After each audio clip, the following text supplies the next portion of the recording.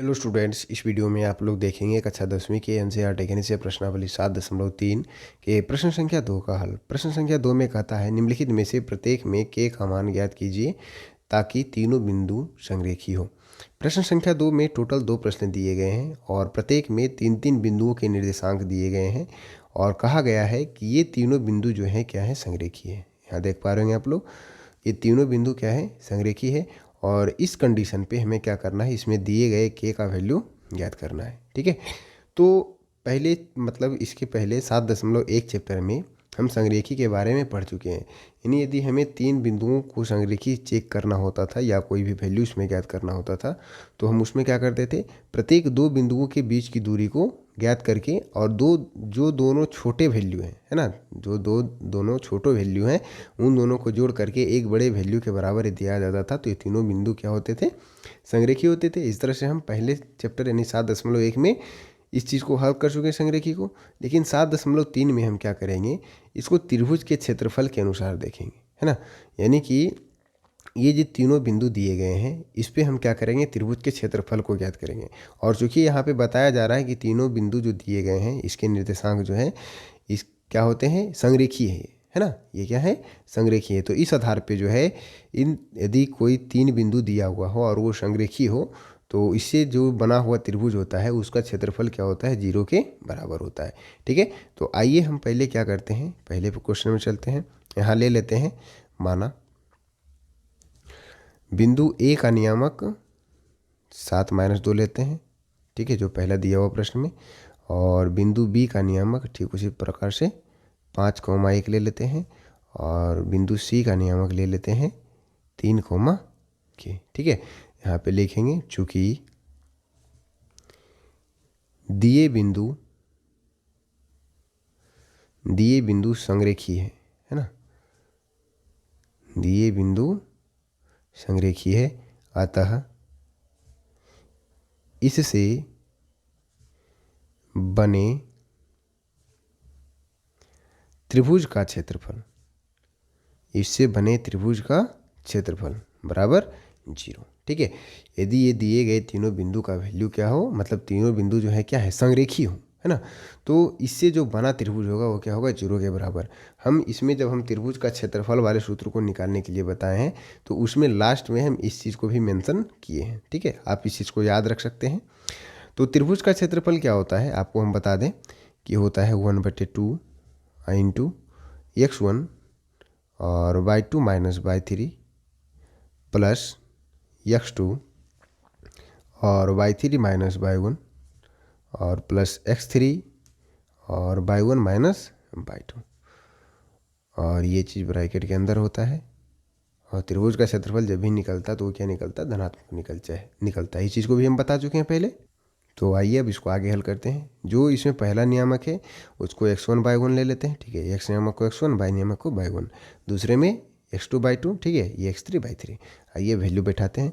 तो इस त्रिभुज का क्षेत्रफल ये है तो इसका वैल्यू क्या होगा, 0 के बराबर होगा। ठीक, तो 1/2 इंटू x1 क्या है, 7 है, y2 माइनस y3, y2 1 है और y3 क्या है, k है।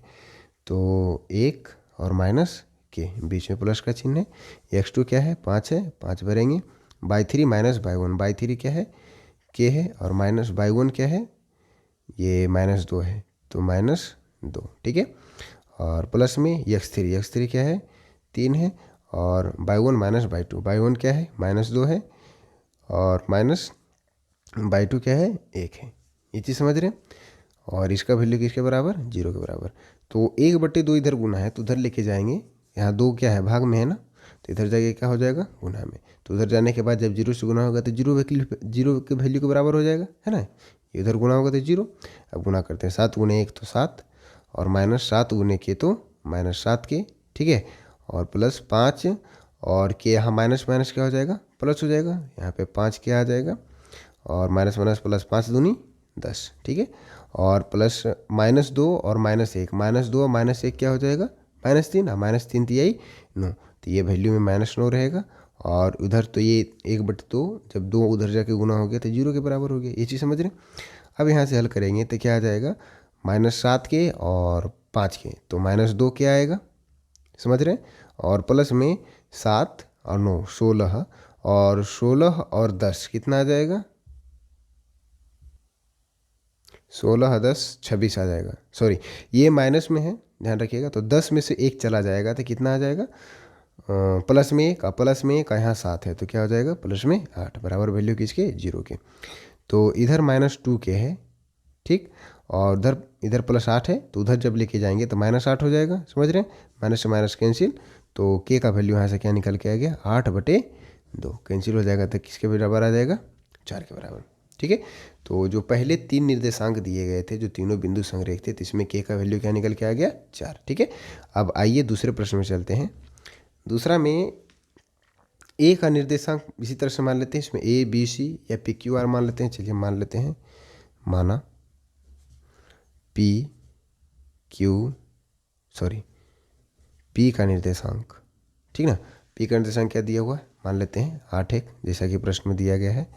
और क्यू का निर्देशांक के या -4, के और -4, ठीक उसी तरह से बिंदु आर का निर्देशांक हम ले लेते हैं 2 और -5, 2 और -5 है, ठीक है। फिर वही चीज़ यहाँ पे लिखेंगे, चूँकि दिए बिंदु संरेखी हैं, अतः इनसे बने त्रिभुज का क्षेत्रफल बराबर 0, ठीक है। त्रिभुज के क्षेत्रफल वाले सूत्र आपको याद होंगे, अभी हम बताएं यहाँ पे 1/2 x1 × by2 - by3 + x2 by3 - by1 + x3 by1 - by2, ठीक है। तो आइए इसको निकालते हैं, 1/2 r × x1 हमारा क्या है, 8 है, ठीक है। उसके बाद x1 लिए हैं तो by2 और -by3 होगा, तो by2 क्या है यहाँ पे, x1 में गुना होगा, -4 है तो -4, और यहाँ माइनस होता है -5 है, by3 क्या है, -5। फिर प्लस में x2 क्या है, के बराबर है, के है, और यहाँ से क्या हो जाएगा, by3 - by1, by3 क्या है, -5 है, और -by1 क्या है, 1 है, ठीक है। फिर प्लस में x3 क्या है, 2, तो x3 तो by1 - by2, यानी 1 -4, ये चीज़ समझ रहे हैं। तो अब यहाँ से हल करेंगे, इसका भी वैल्यू किसके बराबर, 0 के बराबर, क्योंकि क्या है, तीनों बिंदु जो दिए गए हैं, जो तीनों बिंदु निर्देशांक दिए गए क्या है, संरेखी हैं। तो 1/2 × ये -4, ये माइनस +5 हो जाएगा, है ना, +5 और -4 1 हो जाएगा, 8 × 1 करेंगे तो यहाँ पे 8 आ जाएगा, और प्लस में -5 और -1, तो -5 और -1 क्या हो जाएगा, -6, और -6 × के, तो यहाँ माइनस होगा -6 के, हम प्लस लिख दिए, और यहाँ प्लस में 2 है ना, और 1 ये माइनस और फिर माइनस, और माइनस प्लस, 4 1 5, और 5 और दूनी यहाँ प्लस में 10 आ जाएगा, ठीक है। ये चीज़ समझ रहे हैं, इसका वैल्यू किसके बराबर होगा, 0 के बराबर, समझ रहे हैं। तो यहाँ से ठीक उसी तरह से 1/2 में जब 2 उधर जाएगा तो 0 के साथ गुना हो जाएगा, तो 0 के बराबर हो जाएगा, यानी 8 और 10 यहाँ पे हम 18 लिख सकते हैं, -6 के, ठीक है, बराबर 0 के बराबर वैल्यू इसका, ठीक है।